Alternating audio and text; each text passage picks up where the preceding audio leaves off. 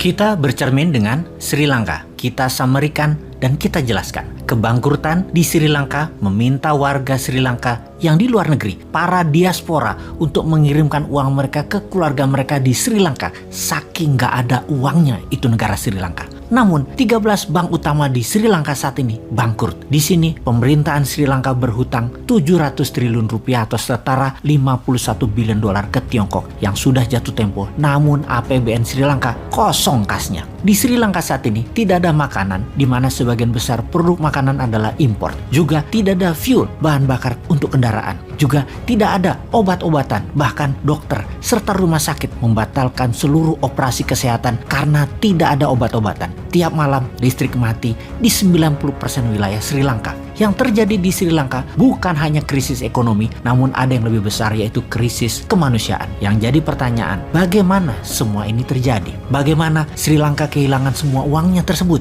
Kita akan jelaskan dalam episode kali ini untuk menjadi pelajaran bernegara bagi kita semua. Video kali ini disponsori oleh Dinaran, yang merupakan sistem pembayaran menggunakan emas hingga pecahan 0,01 gram, di mana kalau memerlukan fisiknya bisa diambil di ATM Gold. Saat ini baru 1 unit ATM tersebut, dan di tahun 2022 ini akan menambah 50 unit ATM Gold yang baru di seluruh kota besar di Pulau Jawa dan Bali. Kembali ke Sri Lanka. Pertama ada masalah kebijakan atau government policy. Kemudian ada masalah politik. Dan kemudian ada masalah yang namanya Tiongkok. Akar dari banyak masalah di berbagai negara. Kita mulai dengan kebijakan negara di Sri Lanka. Hasil saat ini adalah buah dari mismanagement yang panjang yang telah dilakukan oleh Sri Lanka, yaitu masalah fundamental. Impor lebih banyak dari ekspor, belanja negara atau spending lebih banyak dari earning atau pendapatan negara. APBN Sri Lanka negatif. Neraca perdagangan defisit karena banyak impor. Anggaran defisit karena kebanyakan belanja spending. Ini juga disebut dengan double debt atau hutang ganda,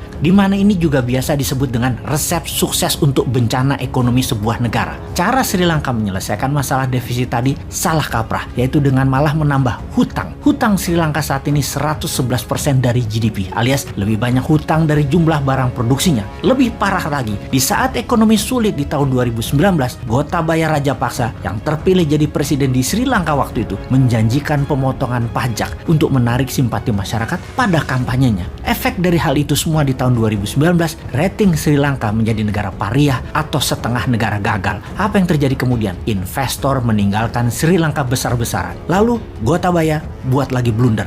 Dia melarang pupuk kimia di Sri Lanka. Bukan untuk kesehatan, namun karena tidak ada dolar untuk membeli pupuk, dia bersandiwara, bernarasi untuk kesehatan. Tapi hal itu semua blunder, membuat petani gagal panen hingga menurunkan jumlah produksi beras hingga 50% turunnya. Sejak Juni 2021, Sri Lanka menjadi pengimpor beras. Di tengah kekacauan tersebut, sejak Juli 2021, di mana dukungan terkuat Rajapaksa adalah Sinhala Buddhist, atau kalau di Indonesia adalah gerakan keagamaan. Dan kemudian saat itu mulai goyang kepercayaannya karena Sinhala Buddhist mulai berbalik membela rakyat, tidak membela Rajapaksa. Ada lagi sebuah kebijakan yang blunder, di mana harusnya mengutamakan pasar atau pro market approach, tetapi malah mengutamakan well driven mode. Maksudnya apa? Malah pamer kemakmuran dengan membangun infrastruktur jalanan. Itulah well driven mode, bukan pro market approach. Padahal isi dari infrastruktur tersebut tidak ada. Fuelnya impor, mobilnya impor, dan untuk mengerjakan hal ini Rajapaksa bekerja sama dengan Tiongkok. Sri Lanka mendapatkan hutang besar dari Tiongkok dalam bilateral debt. Sri Lanka mempertaruhkan ekonominya di tangan Tiongkok. Benar sih, Tiongkok kirim uang Tiongkok.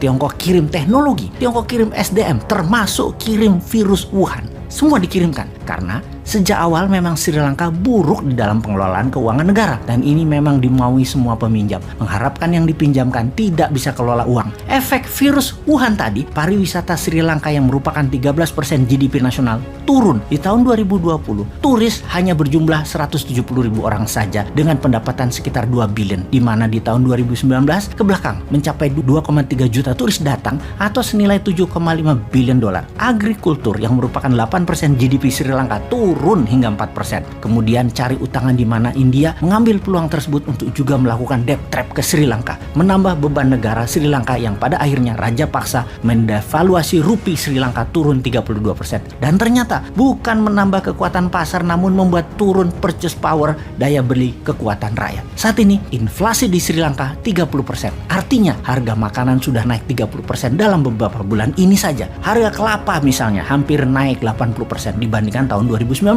Harga bawang naik 100% dalam 2 tahun ini. Harga beras naik 90%. Harga ayam naik 55%. Yang terjadi di Sri Lanka kalau bisa disimpulkan, inflasi tinggi, utang negara tinggi, tidak punya cadangan devisa, serta mata uang yang turun terus nilainya. Setiap hari, yel-yel masyarakat go gota go menggelegar seantero Sri Lanka. Berapa sih cadangan devisa Sri Lanka saat ini? Hanya 1,9 billion US dollar saja. Hanya sedikit lebih banyak dari kekayaan selebgram dan seorang model Kylie Jenner yang berusia 24 tahun tersebut. Saat ini, Sri Lanka perlu uang untuk memberi makan 22 juta penduduknya, memberi keamanan dan membayar hutang negara. Saat ini untuk membuat muter ekonomi Sri Lanka perlu dana sejumlah 20 billion dolar. Siapa yang mau meminjamkan pada saat jaminan keamanan bernegara dan kelolaan negaranya amburadul seperti itu? Semoga ini semua menjadi pelajaran buat kita.